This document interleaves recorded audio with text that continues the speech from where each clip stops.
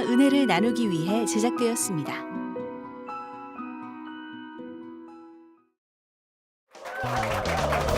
아름다운 가정, 어떤 가정일까요? 명품 인생으로서의 자부심이 있어야 돼요. 가정을 이루는 기초는 바로 아름다운 남성과 아름다운 여성이라는 사실이죠. 그 둘 사이에서 태어나는 우리 2세들은 이 역사의 미래를 책임질 수 있다.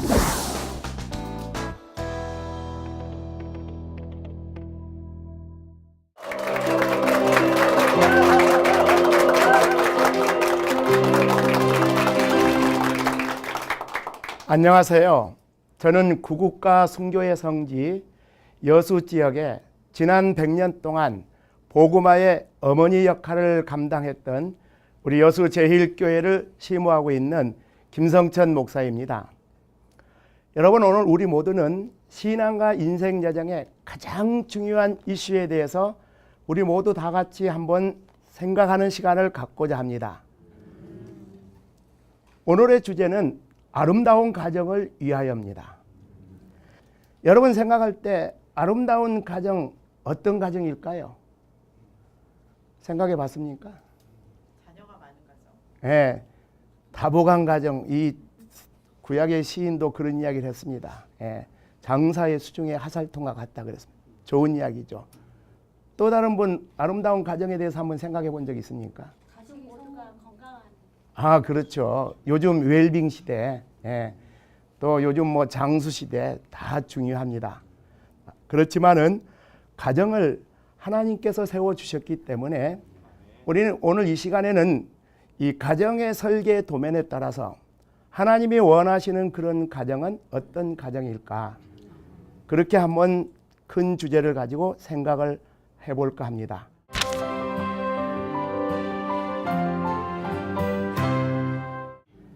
먼저 이 아름다운 가정에 대해서는 이 세 가지를 생각할 수 있죠. 가장 중심은 자기 자신 아니겠습니까? 자기 자아로부터 시작을 하는 거니까. 예. 그래서 우리에게는 존귀하고 아름다운 이 자아 정체성이 필요하다, 이런 이야기입니다.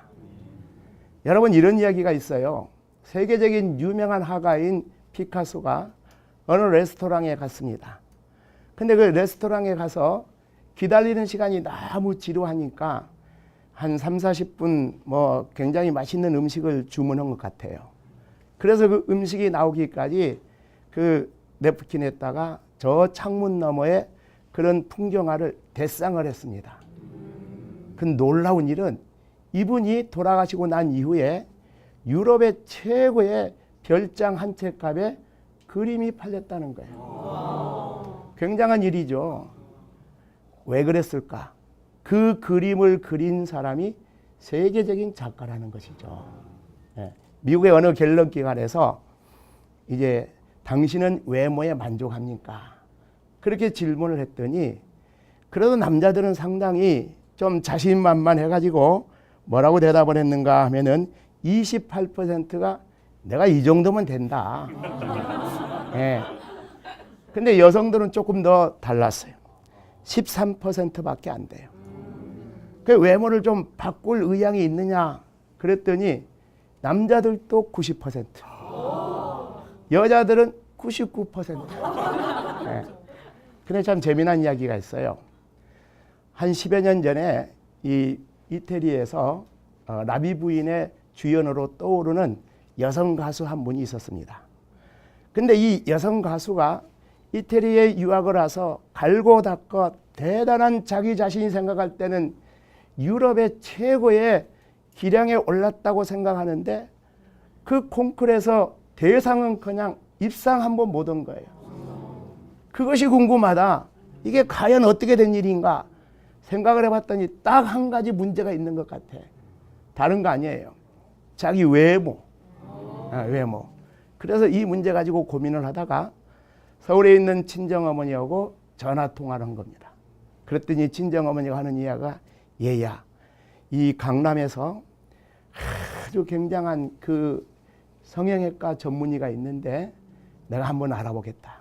그러더니 또 며칠 후에 엄마로부터 기쁘고 즐거운 소식이 왔어요. 요즘은 뭐 여러 가지 경제적인 문제도 있고 또 워낙 많은 분들이 다 리모델링을 다 끝났기 때문에 뭐 고객이 어느 정도 이제 다 끝난. 근데 그 당시만 하더라도 강남에 잘 나가는 성형외과는 1년을 기다려야 됩니다. 근데 그 엄마가 자기가 좀 그 여러 가지 그 인간관계를 동원해 가지고 이거 한 달 만에 잡았다는 거예요. 수술 날짜를 딱 잡아놓고 뛸 듯이 기뻤어요. 그런데 그 다음 주일 날 이태리에 있는 한인 우리 교회의 목사님께서 설교를 하시면서 이런 설교를 그냥 지나가면서 하신 거예요. 참 이상합니다. 하나님이 주신 그 모습이 얼마나 멋있는데 왜 그렇게 여자들은 성형을 하려고 그러는지. 예. 나중에 천국 가가지고 나 너 그렇게 안 만들었다. 요즘식으로 말해서 이게 저작권 침해가 된다. 예. 근데 그 목사님의 지나가는 우스갯소리 한마디에 이 여인이 가슴이 탁 맺힌 겁니다. 그렇습니다. 하나님이 만들어주신 이 모습 이대로 내가 최선을 다하겠습니다. 네, 그런 생각을 하고 엄마한테 전화했어요. 엄마가 난리가 났어요. 야, 내가 이거 굉장히 힘써가지고 1년 기다릴 걸 한 달만 잡았는데 창피하게 뭐냐 그래서 엄마 창피한 게 중요한 거냐고. 하나님이 나를 이렇게 만들어 주셨으니까 내가 이 모습 이대로 한번 정진하겠다고. 마침 수술하기로 잡혀져 있는 그날이 아주 중요한 이 유럽의 콩쿨 대회가 있었습니다.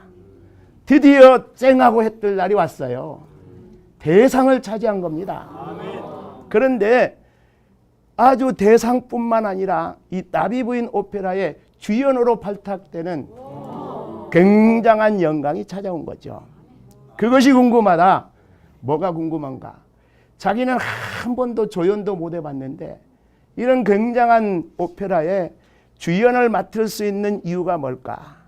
그래가지고 이제 쉬는 시간에 감독을 찾아가서 자연스럽게 이야기가 시작됐습니다. 감독님, 저는 아직까지 조연도 못 해봤고 콩쿠르는 이번에 처음 대상을 받았는데 어떻게 저처럼 이제 이 새나기를 갖다가 이런 굉장한 작품의 주인공이 될 수 있었습니까? 물어봤더니 한 가지 이유가 있습니다. 이게 무슨 이유입니까? 원래 이 나비 부인의 주인공은 일본 여성이에요. 그러니까 이 원작의 분위기를 살려야 되니까 동양 여성을 찾고 있는데 이태리에서 음악 활동하고 콩쿠르 입상할 정도 되면은 뭐 거의 음악 수준은 비슷합니다. 성악의 기량이라든지 다 비슷합니다. 근데 이 분위기가 한국 여성이 됐든지 일본 여성이 됐든지 전부 다 성형을 해가지고 코는 오뜨고고 눈은 쏙 들어가고 전부 다 쌍꺼풀이고 그러니까 전부 다 서구적인 마스크지 이 동양적인 그런 분위기를 전혀 찾을 수가 없어요. 그래서 이 감독이 이걸 아주 고민을 한 거예요. 그런데 딱 보니까 이 여인이 등장을 한 거예요. 당신의 눈 때문에, 당신의 코 때문에 그랬습니다. 여러분, 이 에베소 2장 10절에 우리는 그가 만드신 바라. 여러분, 우리를 만든 분이 누군가? 아니, 피카소 작품도 집 한 채에 팔리는데 저와 여러분, 우리 모두는 시시한 존재가 아니라는 것이죠. 하나님이 우리를 만들었다는 것이죠. 상품은 시간이 지날수록 가격이 내려갑니다. 그런데 명품은 시간이 지날수록 가격이 올라가는 거예요. 왜냐하면 희소성이 있기 때문에. 왜냐하면 그 작품을 만든 분이 굉장히 마스터, 장인이죠. 프로페셔널 장인이죠. 그런데 그 어느 누구가 하나님을 따라잡을 그런 분이 누가 있겠어요? 하나님이 다 60억 인구 한 사람 한 사람을. 그래서 저는 젊은 시절부터 그런 좀 하나님이 주신 좀 은혜가 있어가지고 좀 자신만만하게 살았어요. 저희 집사람이 젊은 시절에 서울의 큰 대형교회 목사님 설교에 쏙 빠져가지고 내가 사모만 아니면 저 교회에 등록하겠다고 내가 그랬습니다. 당신 참 당신처럼 시집 잘 온 사람 없다. 일생일대를 통해서 이 김성천이라는 존재는 이 우주에서 세계에서 only one 단 한 사람밖에 없다. 근데 저뿐만 아니라 여러분의 생애가 그런 줄로 믿습니다. 그래서 하나님이 나를 아름다운 작품으로 만들었다. 이런 이 귀한 자존감이 있어야 됩니다.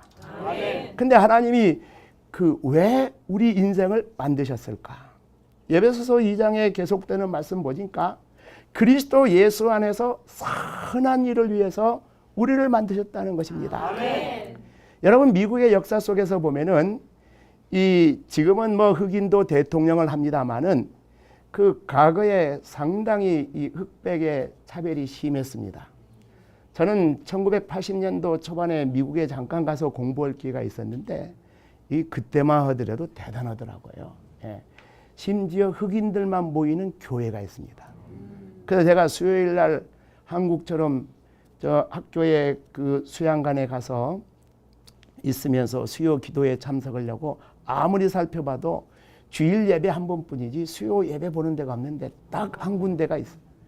더 가서 봤더니 전부 다 블랙 피플이에요.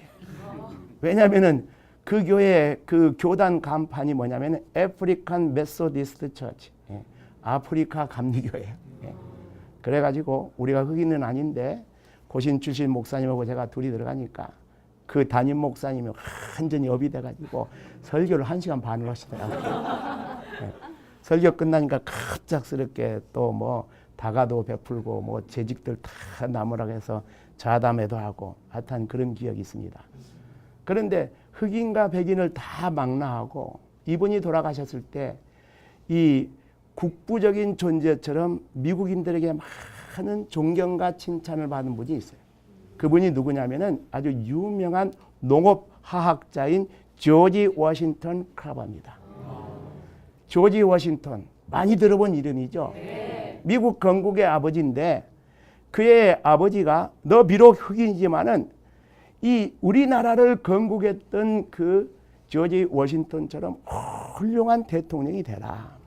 그런 큰 꿈을 심어줬습니다.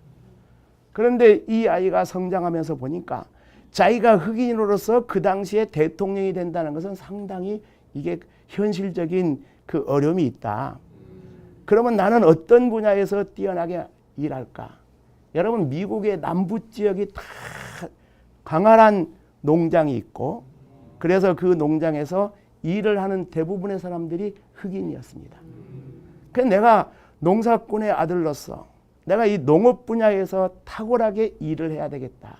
그래서 그는 농업 분야에 전진을 해서 농화학자가 된 것입니다. 근데 이제 그 당시에 이제 미국의 남부 지역의 그 농업에 어떤 문제가 있었냐면은 목화. 오랫동안 목화 재배를 하니까 이 산성화가 돼가지고 더 이상 농사를 지을 수가 없는 거예요. 그래서 이 문제 가지고 하나님 앞에 기도하는 가운데 하나님이 그의 지혜를 주셨습니다. 그 뭐냐면은 땅콩을 재배한 거예요. 땅콩을 재배하니까 산성 땅이 다시 알칼리성이 된 거예요. 그리고 뭐 굉장하게 수확이 되는데 이제 문제는 뭐냐면은 너무 농사가 잘 되니까 잉여 생산물을 어떻게 처리해야 될 것인가. 이게 보통 문제가 아니었어요. 또 더 깊이 정진을 했죠. 그랬더니 하나님께서 그에게 놀라운 지혜를 줘가지고 그걸 가지고 잉크 만들고 마가린 만들고 화장품 만들고 뭐 그래가지고 이 생활 필수품을 300가지 정도 만들었어요. 대단한. 여러분 우리가 하나님 앞에서 정말 우리는 그냥 던져진 존재가 아니에요. 우리 한 사람 한 사람이 하나님이 만드신 이 땅을 잘 정복하고 다스릴 수 있는 소위 말해서 문화적 사명을 띠고 우리가 이 땅에 하나님께서 이 역사 가운데 보내주신 줄로 믿습니다. 그러니까 종교개혁자들은 아주 중요한 이 성경적인 가치관 속에서 우리에게 혁명적인 사상을 줬는데 그게 바로 뭐냐? 콜링.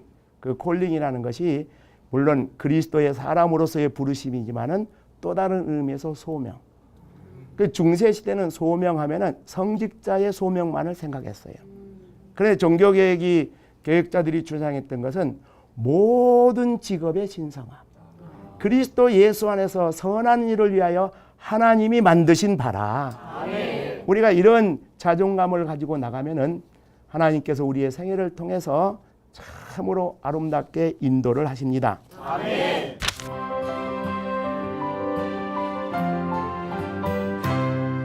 그 다음에 두 번째로 생각할 거, 남자와 여자로 창조하셨죠. 그리고 그 남자와 여자가 부모를 떠나서 둘이 하나가 될 수 있는 놀라운 비밀. 가정을 이루는 기초는 바로 아름다운 남성과 아름다운 여성이라는 사실이죠. 그럼 여러분, 아름다운 남성은 누가 아름다운 남성입니까? 미스터 코리안? 아주 뭐 이렇게 헬스에 가서 열심히, 예?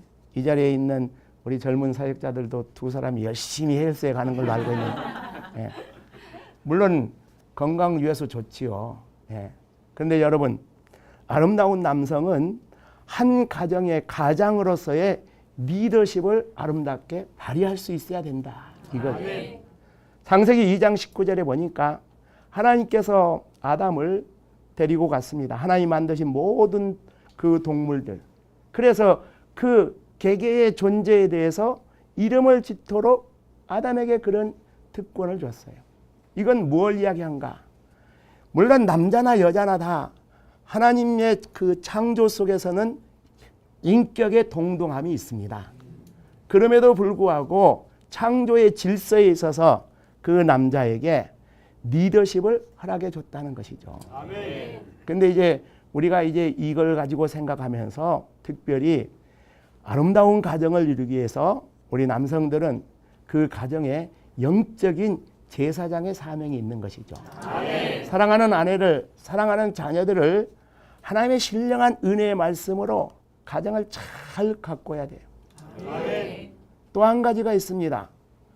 우리는 전통적으로 우리 한국 사회는 유교 문화 속에서 기독교가 들어왔습니다. 그러니까 초창기 우리 기독교의 문화를 보면은 동양의 전통적인 가치관과 기독교가 상당히 싱크리티시즘, 이게 혼합이 돼 있어요.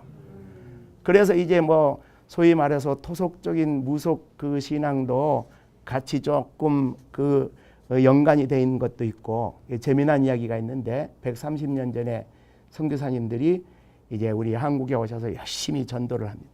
열심히 전도를 하는데 문제가 뭐냐면은 귀신 들린 사람들. 예. 그때 우리 권사님들이나 집사님들 기도 많이 하는 그런 기독군들 데리고 가서 막 동성기도, 합심기도 하면은 그냥 예수 이름으로 명하는 이 귀신은 물러갈지라. 아멘. 귀신이 뚝뚝 떨어지는 거예요. 아멘. 그럼 뭐라고 이야기했냐면, 야, 이게 이 무당 저 무당 뭐 골치 아프게 섬길 게 아니라 그냥 간단하게 그냥 예수 무당 한 사람 섬기면 되겠다. 예, 성경학에서 그걸 기능대치라 그러죠. 포인트 오브 컨택트, 이 접촉점이죠. 복음의 접촉점. 그런 것처럼 여러 가지가 믹서되어 있어요. 그 믹서되어 있는 가운데 가부장적인 그런 건데, 사실은 성경에 나타난 그런 리더십은 세워주는 리더십이죠. 아멘. 아내를 사랑해주고, 아내가 가지고 있는 좋은 자질을 디벨롭, 이 개발시켜주고, 아멘. 또 자기 자녀에게 가지고 있는 재능이 무엇인가, 재능을 잘 그 아빠가 격려해주고 위로해줘야 된다라는 거예요. 아멘. 우리는 지난 세기에 이 지구촌에서 2명의 탁월한 지도자를 만나볼 수가 있습니다. 그 한 사람은 100년 정도 되었던 이 러시아의 사회주의에 막을 내리게 했던, 그리고 러시아를 개방을 시켰던 대단한 인물. 예. 그 인물을 볼 수 있는데 고르바초프죠. 이 공로 때문에 노벨 평화상을 받았죠. 그럼에도 불구하고 그는 실각을 당하고 말았어요. 새 시대를 여는 것은 탁월하게 결단하고 시대를 알고 역사를 볼 수 있는 안목이 있었는데 뭐가 부족했는가? 새 시대가 되었어요. 그러면 새 시대 국민들이 바라는 갈망이 있어요. 왜냐하면은 소비에트 과거의 그 연방공화국이 그 피해 혁명, 사회주의 혁명을 하면서 다 통합을 했거든요. 새로운 시대가 되니까 이제는 그 종족별로, 민족별로 자유화의 물결이 있었는데 이걸 놓쳐버린 거예요. 그런데 그 반면에 현직에 있을 때는 미국의 대통령 가운데 별로 인기가 없었습니다. 그런데 퇴임하고 나서 얼마나 많은 미국인들에게 박수갈채를 받았는지, 뿐만 아니라 지구촌의 모든 곳에서 대단한 지도자로 새롭게 부각된 그 인물이 있습니다. 그분이 바로 뭐냐면 카터 대통령이에요. 그래서 미국은 그 세계 모든 나라의 자유 평화를 위해서 분쟁이 일어난다든지 전쟁이 일어나면은 대통령을 대신한 대사가 나갑니다. 그 전직 그런 대통령 가운데 이분이 가면 반드시 문제가 해결돼요. 왜냐? 겸손하셔요. 그리고 서로 이쪽 저쪽의 그 충분한 상황을 잘 이해를 해가지고 그 조절을 잘 하니까 이분이 가는 곳곳마다 평화가 싹트게 된다라는 것이죠. 그러니까 이 가정을 잘 이루기 위해서 가정의 가장은 이런 리더십의 발휘가 있어야 되겠다라는 것이죠. 또 그 반면에 중요한 거, 가정에는 안주인이 중요하죠. 여러분 시편 128편에 보면 이런 말이 있어요. 예. 내 집에 있는 내 아내는 결실한 포도나무 같다. 여러분 이스라엘 나라에서는 그 나라의 가장 중요한 특산품이 뭐냐면은 포도입니다. 포도. 또 이스라엘뿐만 아니라 유럽 사람들 와인, 포도주 되게 좋아하죠. 그리고 뭐 웬만한 유럽의 집에 가면은 다 지하 창고에 와인 창고에서 몇 년 산. 특별히 그 해에 얼마나 다 일조량이 있고 어떻게 해서 더 맛이 나고 그런 게 있죠. 근데 이스라엘 사람들은요. 잔치 열렸네 결혼잔치.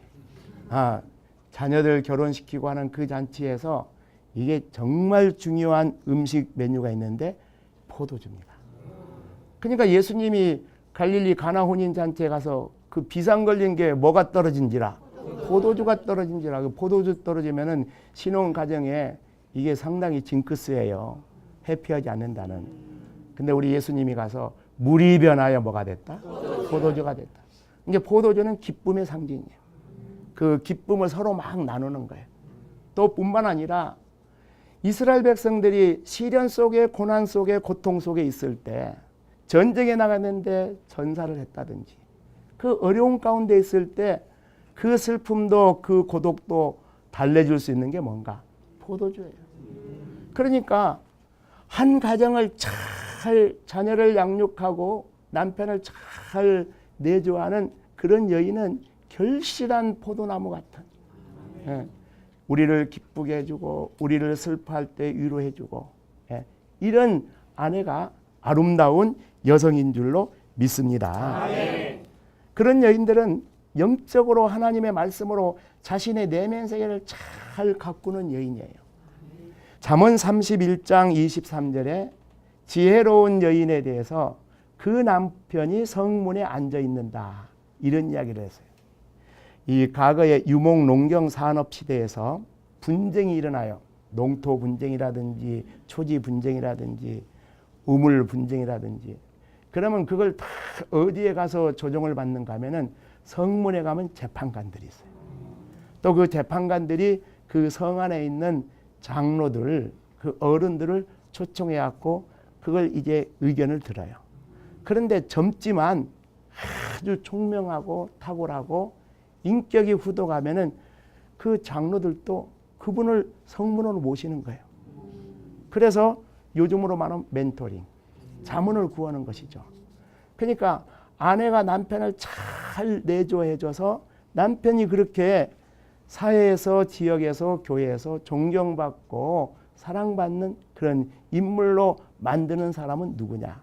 아내라는 것이죠. 캐롤 레드라는 여성학자가 이런 말을 했어요. 남편의 마음을 확 휘어잡을 수 있는 여인은 누구일까? 성적인 매력이 뛰어난 여인이 아니다. 그런 여인은 남편에게 존경심이 가득 찬 여인이다라는 거예요. 여러분 남자들은요 나이가 많든지 적든지 다 애기 같습니다. 네. 그러니까 우리 남편이 최고다고. 네. 그리고 나는 당신 만난 것이 내 인생 일대 최고의 행복이고 축복이다고. 그러면 그냥 막 아내를 위해서 자녀를 위해서 막 죽을 힘을 다해서 그냥 뭐 몇 골 빠지게 밖에 나가신다.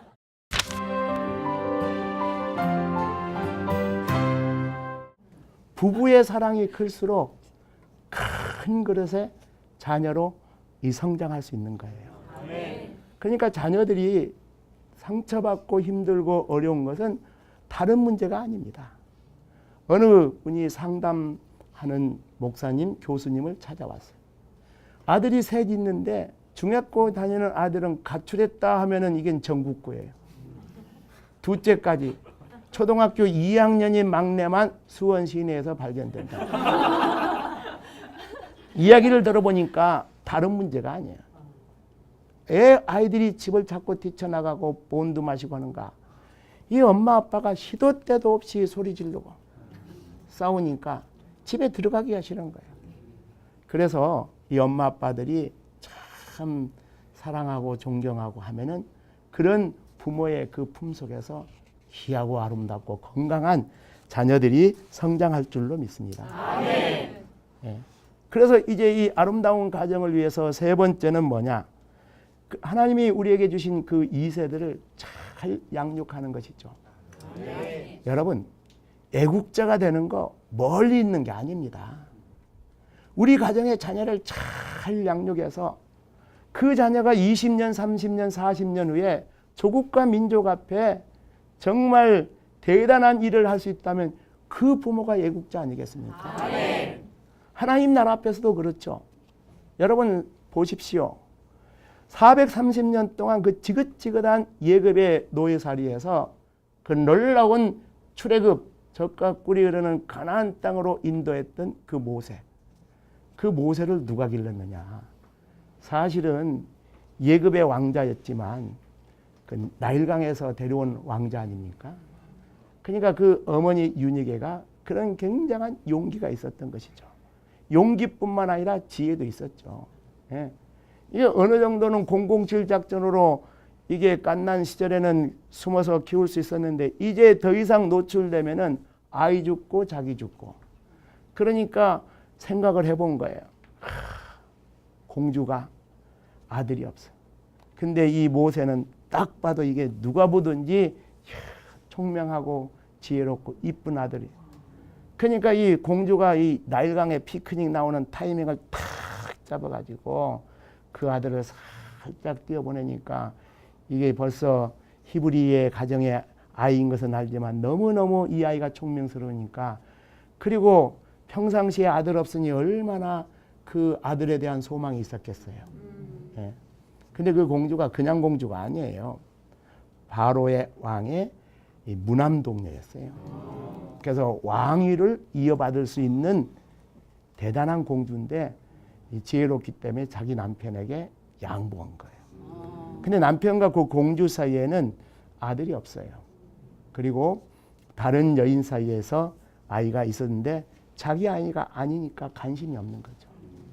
그런데 그 아이를 그렇게 기를 수 있었던 것은 친모가 유모가 돼가지고 어릴 때부터 하나님 말씀의 교육, 신앙의 교육.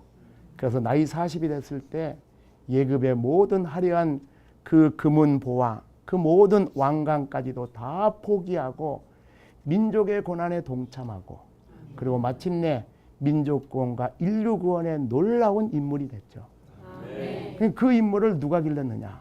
그의 어머니의 작품이죠.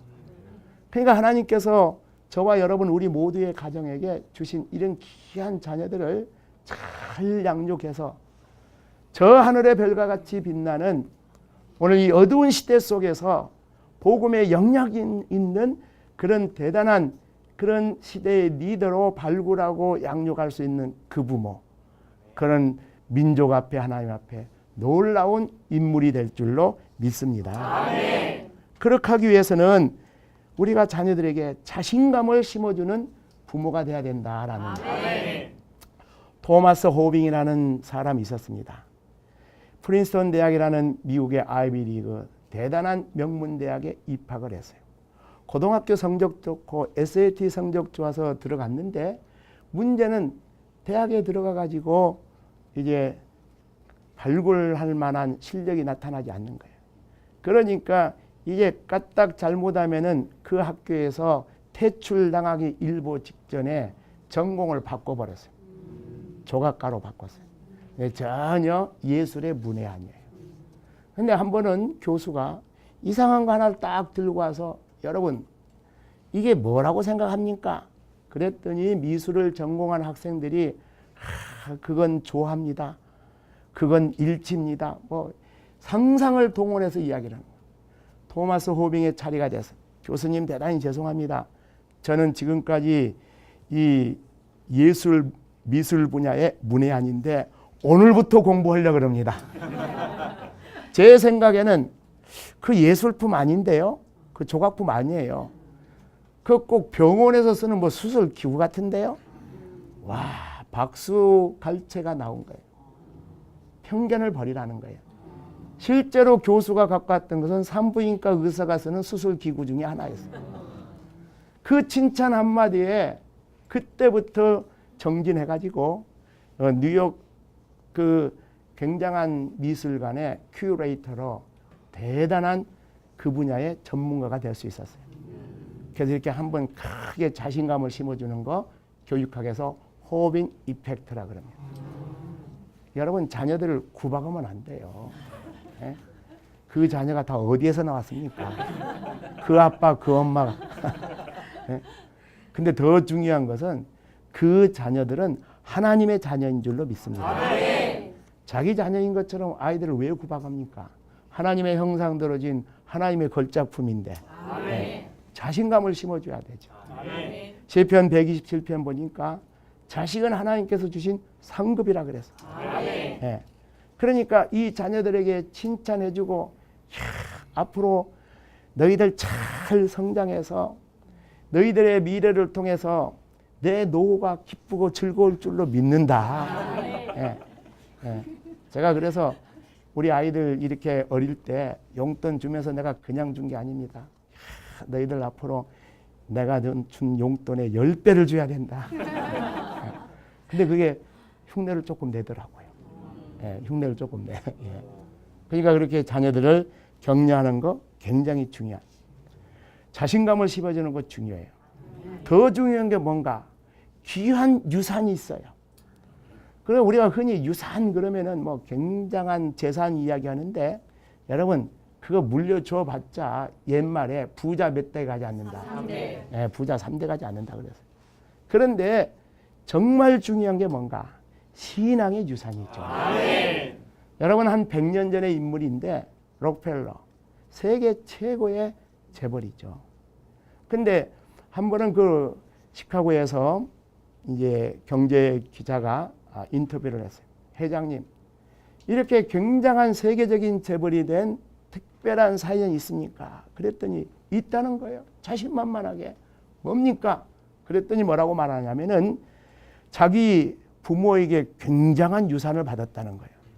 기자 정도 되면 그분의 퍼서널 히스토리를 다 알거든요.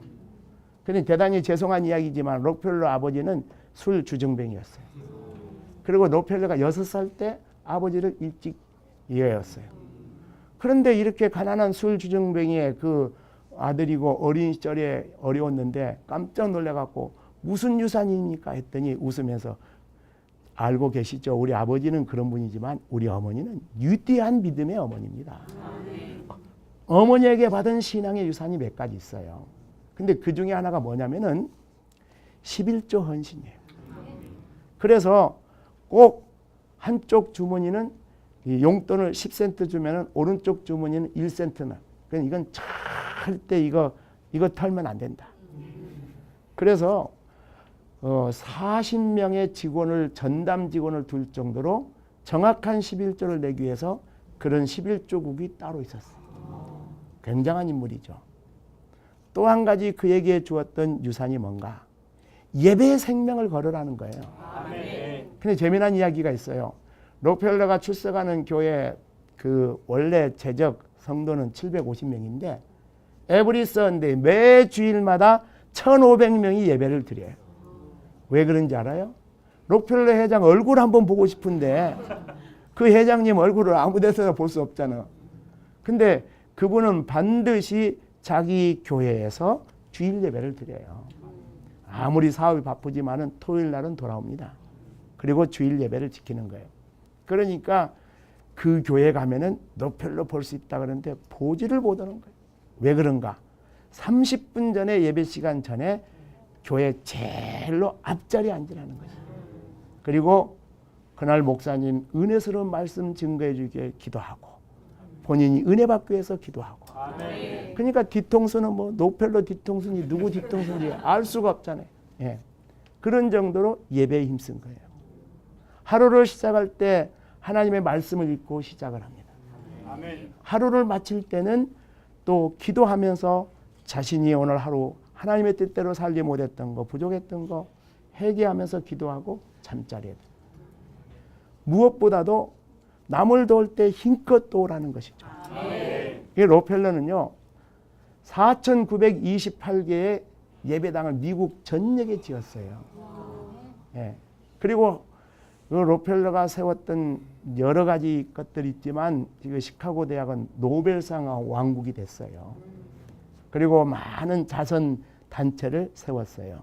예. 근데 그의 신앙의 핵심은 뭐였냐면은 하나님을 섬기는데 예배에 최선을 다하고 10의 1의 헌신을 통하여서 이 10의 1이 왜 중요하냐면은 내 인생이 내 마음대로 되는 것이 아니고 하나님의 은혜로 될 줄로 믿습니다. 아멘. 하나님이 내 가정도 내 자녀도 내 생애도 내 산업도 책임져 주실 줄로 믿습니다. 아멘. 그러니까 하나님을 하나님으로 고백하는 경제적인 헌신의 기본이 바로 10의 1이죠. 네. 또 한 가지가 있습니다. 부모에게 효도하는 자녀로 양육을 해야 되죠. 아멘. 그렇게 될 때 그 가정에 아름답고 행복한 미래가 싹트는 가정을 이룰 수가 있다라는 것이죠. 아멘. 오늘 주제에 대해서 우리가 좀 정리를 해봅니다. 오늘 주제는 아름다운 무엇을 위해서? 가정을 이루는 세 가지 요소가 있습니다. 첫째는 자기 자신의 정체성이 중요하죠. 그래서 나는 누가 만드신 바라? 하나님이 만드신 여러분 걸작품 명작인 줄로 믿으시기 바랍니다. 아멘. 그래서 이 명품 인생으로서의 자부심이 있어야 돼요. 아멘. 그런데 가정은 홀로 존재하는 것이 아니죠. 하나님이 남자와 여자로 창조하시고 두 사람이 부모의 품을 떠나서 하나가 될지니라. 아멘. 그러니까 아름다운 동행이 필요한 것이죠. 아멘. 거기에 가정을 잘 가꾸어 나갈 가정의 리더십이 있는 아름다운 남편. 남편을 잘 내조하고 자녀를 잘 양육해서 결실한 포도나무 같은 아름다운 아내. 아멘. 그리고 그 남편과 그 아름다운 아내 사이에서 태어난 그런 2세들이 자녀는 영적인 기업이라 그랬거든요. 아멘. 또 자녀는 우리의 상급이라 그랬거든요. 아멘. 거기에 또 민족의 미래가 있고 우리의 미래가 있죠. 아멘. 여러분 오늘 이런 귀한 강의를 통해서 혹시 질문하고 계신 분 있으면 질문하시기 바랍니다. 예. 예, 목사님 은혜스러운 말씀 감사드립니다. 목사님께서 교육에 대해서 중요성을 강조하셨는데요. 저도 또 목사님께서 교회 내에서도 교육의 중요성을 아시고 또 교육의 그 강조를 하시고 계신 걸로 알고 있습니다. 공교육이 약해짐으로 해서 우리나라 교육이 더 중요시 되고 있는데요. 이 교회가 할 수 있는 교육의 그 영역이 더 넓혀져야 된다고 생각하십니까? 굉장히 중요한 질문이죠. 한국 그 교육의 현장이 너무 지나치게 이 지식 정보 전달의 기관으로 바꿔져 버린 거예요. 정보만 필요하다면은 굳이 대학을 가지 않아도 인터넷을 통해서 클릭 한 번 하면은 지구촌의 모든 지식들을 다 습득할 수 있죠. 그냥 여기에 지금 우리 한국 사회에 문제가 있습니다. 그러면 이 문제를 어디에서 극복할 것인가? 신앙교육이죠. 아멘. 거기 중요한 역사적 그 예가 있어요. 그건 바로 뭐냐면 유대인들입니다. 그래서 지금 노벨상을 거의 한 30% 정도가 유대인들이 석권하고 있고 실제로 정치, 경제 모든 면에서 그러는데 미국의 어느 대학 교육 심리학 그 교수가 연구를 했어요. 과연 유대인들이 그렇게 IQ가 높은가? 그건 아니라는 거예요. 오히려 아시아의 일본이라든가 한국 학생들도 상당하다는 거예요. 근데 뭐가 다르냐? 신앙교육입니다. 아멘. 소위 말해서 가치관이죠. 그러니까 이제 우리가 이 교회에서 이 귀한 그 신앙교육을 잘 감당해야 될 것입니다. 아멘.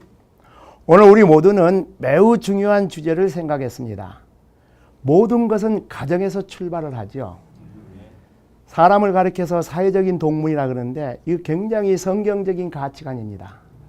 하나님께서 아담을 창조하시고 난 다음에 다른 것 다 하나님 창조가 끝날 때마다 하나님 보시기에 좋았다 그랬는데 아담을 보시기에 홀로 독처하는 거 좋지 않았다. 그래서 그에게 그의 아름다운 반려자 아내를 주시죠. 그래서 이 가정이라는 최초의 사회적 조직을 통해서 하나님 나라가 시작이 되고 인류 역사가 진행이 되고 가정을 통하여서 생육하고 번성하고 이 땅을, 이 우주를, 이 역사를 정복하고 발전시키는 것이죠.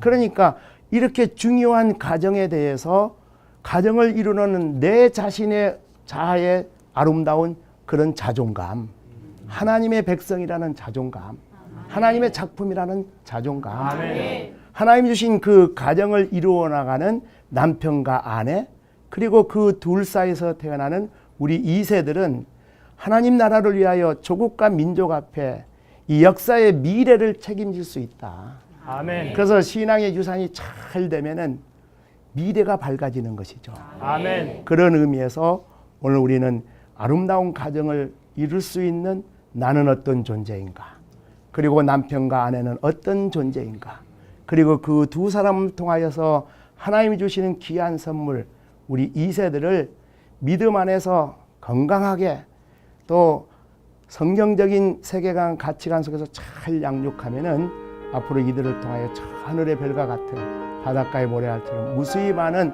하나님 나라 백성을 이루면서 조국과 민족 앞에 존귀하게 쓰임받는 우리 모두의 가정을 이룰 수 있기를 바랍니다. 아멘. 감사합니다.